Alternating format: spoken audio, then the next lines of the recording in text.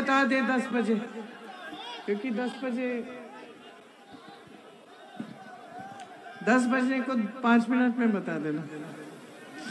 बहनों और भाइयों, बहुत समय से आपने इंतजार किया, आप डटी रही, हिली नहीं, इसके लिए मैं आपकी बहुत चाहते हैं, बात करना चाहते हैं, इसलिए हमें बार बार रुकना पड़ता है, तो देर इसलिए हो जाती है। अब शांत हो जाओ भैया, क्योंकि 10 बजे पाबंदी है, माइक नहीं इस्तेमाल हो सकता। जल्दी से बैठो, शांत हो। तो देखिए, कम समय है, इसलिए मैं सबसे पहले आपको ये बताना चाहती हूँ कि कांग्रेस पार्टी इस चुनाव में आपके लिए कुछ गारंटी लाई है।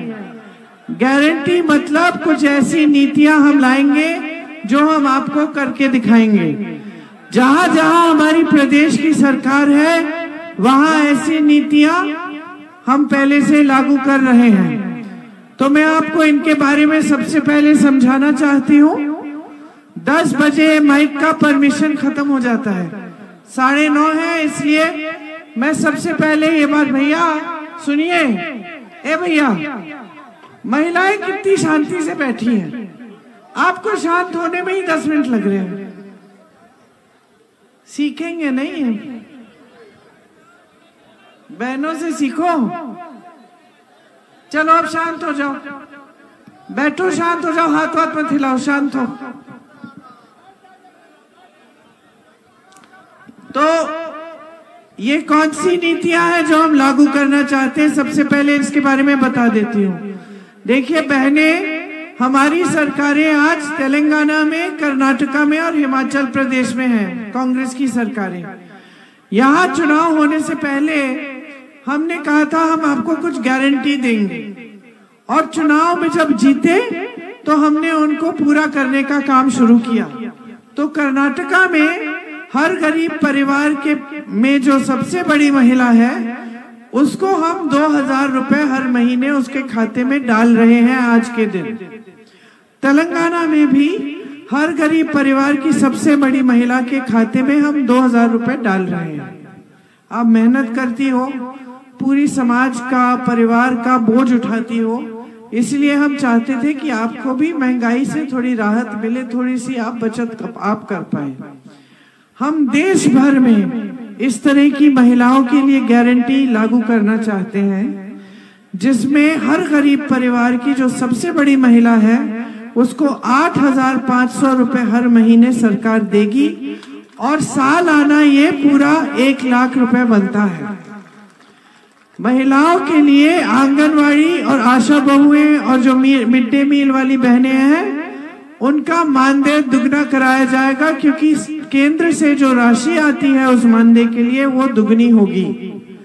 सरकारी रोजगार में जितने भी रोजगार हैं, पहले के आरक्षण के तहत, पहले के आरक्षण नहीं बदलेंगे, महिलाओं को उनमें से आधा आधा देंगे। मतलब ओबीसी अगर है तो आधी महिलाओं को, वही ओबीसी महिलाओं को रोजगार मिलेगा। अगर एससी के लिए, दलित के लिए आरक्षण है तो उसी के अंदर आधी महिलाओं को मिलेगा। वो है हमारी महिलाओं के लिए जो मुख्य नीतियां हैं। किसानों के लिए हम अधिकार बनाएंगे, आपका एक कानून लाएंगे जिसके आधार पर आपको न्यूनतम समर्थन मूल्य मिलना ही होगा। ये आपका कानूनी अधिकार बन जाएगा। आज आपको उपज का सही दाम नहीं मिलता, आगे आपका कानूनी अधिकार होगा कि आपको सही दाम दे सरकार। इसके अलावा खेती के जितने भी सामान हैं, उन पे आज आप जीएसटी दे रहे हो, इसलिए सामान महंगे हैं, मतलब टैक्स देते हो। वो टैक्स हम सारे खेती के सामानों से हटा देंगे, सारे खेती के सामान सस्ते हो जाएंगे। आपको आज भुगतान नहीं मिलता, हम 30 दिन के अंदर अंदर आपको पूरा भुगतान देने का काम करके दिखाएंगे। जब नुकसान होता है उसके 30 दिन के अंदर अंदर आपके कर्ज माफी के लिए एक स्थायी आयोग बनाएंगे, जिसमें जब जब आप कर्ज का संकट सह रहे हैं, आप आयोग में जाकर उस कर्ज को दूर करा सकेंगे। जो नौजवान यहाँ खड़े हैं, मैं आपको बताना चाहती हूँ कि मोदी जी की सरकार में सबसे ज्यादा बेरोजगारी हमारे देश में आज है। 45 सालों में इतनी बेरोजगारी नहीं रही है। मोदी जी की सरकार ने रोजगार बनाने का कोई काम नहीं किया। 30 लाख पद खाली पड़े हैं, 70 करोड़ नौजवान बेरोजगार हैं। आपको मैं बताना चाहती हूं कि जो जो स्नातक पास है उनके लिए हम एक नया कानून लाएंगे कि आपको पहली नौकरी का अधिकार मिलेगा। मतलब कि जितनी भी बड़ी सरकारी कंपनियां हैं उनमें आपको अप्रेंटिसशिप के प्रोग्राम में लगाया जाएगा, जिससे आपको सालाना 1 लाख रुपए मिलेंगे। आपके लिए 5,000 रुपए का एक फंड खोला जाएगा, जिससे अगर आप छोटा अपना कारोबार शुरू करना चाहें, आप बिजनेस शुरू करना चाहें, तो उस फंड से आपको पैसे मिलेंगे। पेपर लीक के खिलाफ हम एक सख्त से सख्त कानून लाएंगे। पेपर लीक होंगे, आपको असुविधा अगर होगी या कोई घोटाला करने की कोशिश करेगा, उस पे एकदम सख्त कार्रवाई होगी। 30 लाख पद जो मोदी जी की सरकार में खाली है, हम उनको भर के आपको दिखाएंगे।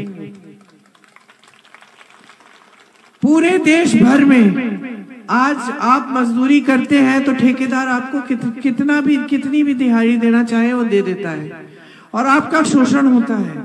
हम देश भर में कानून लाएंगे कि मजदूरी न्यूनतम 400 रुपए की होनी चाहिए। उससे कम अगर कोई ठेकेदार देने की कोशिश करेगा तो उस पर सख्त कार्रवाई होगी। 25 लाख रुपए का हम स्वास्थ्य बीमा लाएंगे। हमने राजस्थान में हमारी सरकार थी, हमने करके दिखाया। 25 लाख रुपए तक जो भी इलाज हो, किसी भी बीमारी के लिए आपको मुफ्त मिलेगा। राजस्थान में हार्ट पेशेंट के ऑपरेशन मुफ्त में हुए हैं, ब्रेन सर्जरियां हुई हैं, कैंसर का ट्रीटमेंट हुआ है, 1 पैसा नहीं देना पड़ा। कर्नाटका तेलंगाना में मैंने आपको बताया कि आज के दिन महिलाओं के खाते में पैसे जा रहे हैं। छत्तीसगढ़ में हमारी सरकार थी, हमने किसानों के कर्ज माफ किए, राजस्थान में माफ किए, मध्य प्रदेश में माफ किए जब हमारी सरकार थी। तो हम उसी तरह से कर्ज माफी का आयोग बनाएंगे। मैं ये सब आपको इसलिए कह रही हूँ कि आप जाने कि ये हवा में बातें नहीं है, हम कर रहे हैं इनको। आज के दिन अपने प्रदेशों में ऐसी स्कीमें लागू हैं। आवारा पशु की समस्या से आप जूझ रहे हैं। आवारा पशु की समस्या छत्तीसगढ़ में थी, हमारी कांग्रेस की सरकार ने उसके लिए हल ढूंढा। हल ये था कि हमने गौशालाएं बहुत मजबूत बनाई, हमने उसमें सारी सुविधा दे दी। हमारी सरकार ने कहा कि हम जनता से गोबर खरीदेंगे।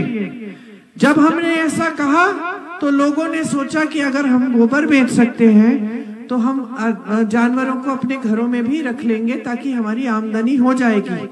सरकार ने गोबर खरीदी, गोबर से गोबर गैस बनाकर आपके घरों में गोबर गैस पहुंचाई।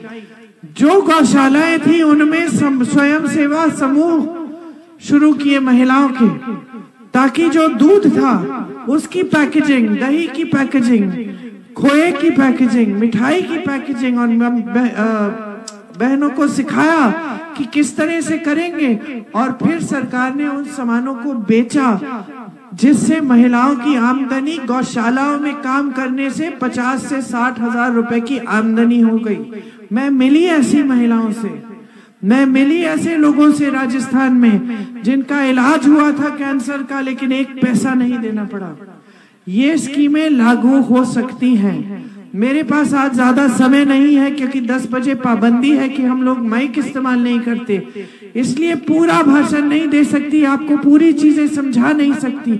लेकिन ये जरूर समझाऊंगी कि देखिए, जो राजनीतिक दल आपसे वोट मांगने के लिए आता है, कोई भी हो, कांग्रेस हो, भाजपा हो, कोई भी दल हो, सबसे पहले तो आपको जागरूक बनना है।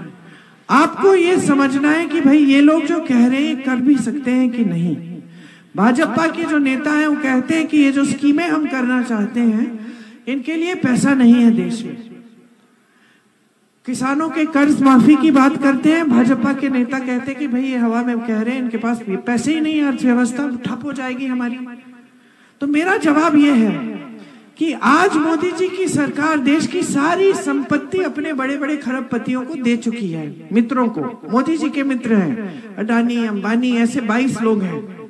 देश का कोयला, सारे खदान, देश की बिजली, देश की बड़ी बड़ी सड़कों का ठेका, देश के हवाई अड्डे, देश के बंदरगाह, सारे उनको सौंप दिए गए हैं। ऊपर से 16 लाख करोड़ रुपए का कर्ज बड़े खरबपतियों का मोदी जी ने माफ किया है। तो मैं पूछ रही हूं कि अगर 16 लाख करोड़ रुपए आप बड़े खरबपतियों के माफ कर सकते हैं, तो हमारे किसानों के 1,50,000, 10,000 क्यों नहीं माफ कर सकते? जब हमारा किसान आत्महत्या करता है क्योंकि कर्ज नहीं चुका पाता, और कर्ज किस लिए ले रहा है? बड़े बड़े खरबपतियों के जैसे नहीं, बड़े बड़े खरबपति क्यों लेते हैं कर्ज? क्योंकि अपना बिजनेस और बढ़ाना है। अभी करोड़ों रुपए है, हजारों करोड़ है, उसको और बढ़ाना है, इसलिए लेते हैं कर्ज। आप कर्ज क्यों लेते हो? आप कर्ज जब लेते हो जब बेटी की शादी होती है, आपको शादी करानी है। आप कर्ज जब लेते हो जब बच्चों को शिक्षित करना है, जब बच्चा कहता है मुझे भर्ती की परीक्षा करनी है, पिताजी ट्यूशन करना है, तब आप कर्ज लेते हो। आप कर्ज लेते हो जब आपके खेतों पे नुकसान होता है और आप उसका भुगतान नहीं मिलता और आप कर्ज को पूरा नहीं कर पाते। आप कर्ज लेते हो ताकि आपकी थोड़ी उपज हो जाए, ताकि पहले वाले कर्ज को आप चुकाएं। तो आप गरीबी के दलदल में रहे हैं। आपके लिए कोई नीति नहीं, कोई स्कीम नहीं। नेता फूल रहे हैं, फल रहे हैं। मोदी जी को देखते हैं आप, बड़े मंच पे देखते हैं, एक शिकन नहीं है, साफ सुथरा कुर्ता पहनते हैं हमेशा, एक धूल का दाग नहीं है। आपके बीच कभी आते नहीं आपके हालचाल पूछने के लिए। राजीव गांधी आपके नेता थे, आपके सांसद थे, प्रधानमंत्री थे, बहुमत उनको ज्यादा मिली थी मोदी जी से, 400 की बहुमत थी, फिर भी जनता का कभी निरादर नहीं किया, जनता का हमेशा आदर किया। आते थे आपके बीच, गाड़ी चला के आते थे, पैदल चल के आते थे, ये तामझाम लेके नहीं आते थे। आते थे, आपके घरों में जाते थे, आप डांट देते थे, आप कह देते थे हमारी सड़क नहीं बनाई, वोट नहीं देंगे, आपकी बात मानते थे, मदद करते थे। आपके बीच में अगर संकट होता था एकदम आते थे, बाढ़ होती थी आ जाते थे। जो समस्याएं देखी उन्होंने आपकी, सुलझाने की पूरी कोशिश हुई। और आज हमारे प्रधानमंत्री 10 साल बीत गए, जनता के बीच नहीं आते, दूर से रोड शो करते हैं, ऐसे हाथ हिलाते हैं, जनता उधर है, छू ही नहीं पा रही है, पास नहीं आ पा रही है, समस्या क्या बताएगी? जनता के आंसू पोंछते हुए आपने एक भी बार देखा है उनको? एक भी बार 10 सालों में किसी के पास चले गए कि भाई समस्या क्या है, गरीब हो, दुख क्या है, मैं प्रधानमंत्री हूं, किस तरह से सुलझाऊं तुम्हारी समस्याएं? एक भी बार नहीं किया है, एक भी बार नहीं किया है। और आपने यहाँ अमेठी में वो परंपरा डाली थी कि प्रधानमंत्री भी जानते थे, काम करके आए आपके सामने। आप जितना भी प्यार देते थे, महिलाएं बोलती थी भैया हम प्यार देंगे आपको, लेकिन वोट नहीं देंगे, हमारे खंबे पे बिजली का तार नहीं खींचा तो। नाराज नहीं होते थे वो। आज आप एक चीज के लिए आवाज उठाते हैं, आपको दबाया जाता है, धमकाया जाता है। शिक्षा मित्र प्रदर्शन कर रहे थे लखनऊ में, जब मैं थी एक बार उधर, कह रही थी कि हमारा मानदेय बढ़ा दो, बस इतना ही कहना था। मौन प्रदर्शन था, बैठी थी किसी पार्क में, पुलिस आई, लाठी मारी, रासुका के केस लगा दिए उन पे। क्यों? क्या बात है कि आज की राजनीति इतनी बदल गई है कि जनता के प्रति कोई जवाबदेही नहीं है नेता की। मैं बताती हूं, क्योंकि ये सोचते हैं कि जब चुनाव आएगा तो मौके पर हम धर्म की बात कर लेंगे, हम जनता के जज्बातों को उभारेंगे, मंदिर मस्जिद की बात कर लेंगे, हिंदू मुसलमान कर देंगे चुनाव, हमें वोट मिल जाएगा, हमें सत्ता मिल जाएगी और बात वहीं पे खत्म हो जाती है। जवाबदेही वहीं पे खत्म हो जाती है, क्योंकि पूरे समय सिर्फ आपके जज्बातों का इस्तेमाल होता है। मैं बघेल जी से बात कर रही थी, मंत्री थे, वो मुख्यमंत्री थे छत्तीसगढ़ के, लखनऊ आए थे जब मैं यूपी में काम कर रही थी। कुछ व्यापारियों से मिले, मैंने पूछा मीटिंग कैसी रही? कहते मीटिंग तो अच्छी थी लेकिन एक अनोखी चीज है यहाँ यूपी में। मैंने कहा क्या? कहते कोई कुछ काम नहीं पूछता। तो मैंने कहा मतलब? कहते देखिए मैं छत्तीसगढ़ में काम करता हूँ, अगर मैं व्यापारियों से मिलता हूँ तो व्यापारी कहते हैं कि हमें ये चाहिए, ऐसा करिए, ये क्यों नहीं हुआ, वो क्यों नहीं हुआ। यहाँ तो कुछ नहीं कह रहे हैं। तो मैंने कहा क्या वजह है इसकी बघेल जी, आपने क्या सोचा है? कहते वजह तो एक है कि राजनीति में जवाबदेही यहाँ खत्म हो गई है, क्योंकि हर चीज का जवाब सिर्फ एक ही है। जज्बातों को उभारो, धर्म की बात करो, बहनों के घर जाओ, दुर्दुरिया कराओ, वचन दिलवाओ भगवान के नाम की भाजपा को वोट दोगे। तो नेता समझ गया है, काम करूं ना करूं किसी ने पूछना नहीं है, चुनाव आएगा धर्म के नाम पे वोट मिल जाएगा।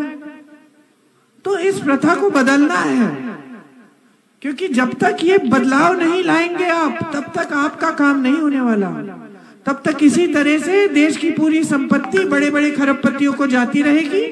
ये टीवी वाले चैनल, ये मीडिया सारा खरीद रखा है इन्होंने, आपको सच्चाई दिखेगी भी नहीं, आपको पता भी नहीं चलेगा कि असलियत क्या है।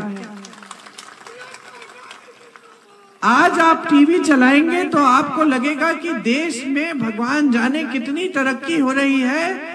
70 सालों में कांग्रेस ने कुछ नहीं किया, 10 सालों में मोदी ने कर लिया है, यही दिखता है आपको। और आपके जीवन में क्यों नहीं दिख रही है तरक्की? मेरी बहनें दुकान जाती हैं, कुछ खरीद क्यों नहीं पा रही हैं? किसान भाई खेती करते हैं, पूरे दिन पूरी रात पहरेदारी करती हैं खेतों की, कमा क्यों नहीं रहे हैं? नौजवानों के पास रोजगार क्यों नहीं है? ये जो आपको टीवी पे दिख रहा है, बड़ी बड़ी होर्डिंग पे दिख रहा है, मोदी जी ने ये किया, मोदी जी ने वो किया, ये आपके जीवन में क्यों नहीं उतर रहा? कभी आपने पूछा है अपने आप से? क्योंकि हो ही नहीं रहा है, झूठ बताया जा रहा है आपको झूठे सपने दिखाए जाते हैं। 15 लाख रुपए आपके खाते में आएंगे, 2 करोड़ रोजगार बन जाएंगे। क्या हुआ, क्या बना? किसान की आमदनी दुगनी हो गई है, आधी हो गई है इनके राज में। कोई कमा नहीं पा रहा है, रो रहा है किसान, रात को नींद नहीं आती, बैठना पड़ता है खेतों में। तो कहाँ है आपकी सुनवाई इस सरकार में? समझ लीजिए, सुनवाई जब आएगी जब आप जागरूक बनेंगे, सुनवाई जब आएगी जब आप नेताओं को जवाबदेही बनाओगे। हमको भी बनाओ, हम कहते हैं किशोरी लाल शर्मा को लाए हैं आपके सामने, प्रत्याशी बना रहे हैं, इनको जिताया, इन्होंने काम नहीं किया तो पूछो इनसे। तो हम कह रहे हैं आपको कि हम जवाबदेही चाहते हैं, हम एक मजबूत लोकतंत्र चाहते हैं, हम आपके अधिकारों को मजबूत करना चाहते हैं, हम आपकी संपत्ति को आपके हाथों में डालना चाहते हैं। किशोरी जी आपके प्रत्याशी हैं, आप इनको भारी बहुमत से जिताइए। 40 सालों से इन्होंने आपकी सेवा की है। जितनी समस्याएं थी यहाँ जो राजीव जी, सोनिया जी, राहुल जी ने हल की, वो इनके जरिए इन्होंने मदद की। आप हमें दरखास्त देते थे, हम इनको दरखास्त देते थे, ये आते थे आपके पास कि क्या समस्या है, कैसे हल करनी है। हो गए 10 बज गए। तो इन्होंने 40 साल आपकी सेवा की है। ये कोई घमंड नहीं लाएंगे आपके पास, कोई मंत्री का अहंकार नहीं है इनमें। ये आपकी तरह साधारण व्यक्ति हैं जो आपके बीच घुल मिलकर आपकी समस्याओं को समझेंगे, दिन रात आपके लिए काम करेंगे। आपने सही और सच्ची राजनीति अपने क्षेत्र में देखी है, दशकों से देखी थी। ठीक है, एक बार गुमराह कर लिया, झूठ बोल बोल के किसी ने, अपनी गलती ठीक कर लीजिए, दुरुस्त कर लीजिए। अभी भी आपको एक ऐसे सांसद मिल सकते हैं जो दिन रात आपके लिए काम करके दिखाएंगे। वही सच्ची राजनीति, वही सभ्य राजनीति, वही सेवा की राजनीति फिर से अमेठी क्षेत्र में स्थापित करेंगे। आप सबको बहुत बहुत धन्यवाद और माफी चाहती हूँ कि देर हो गई। जय हिंद।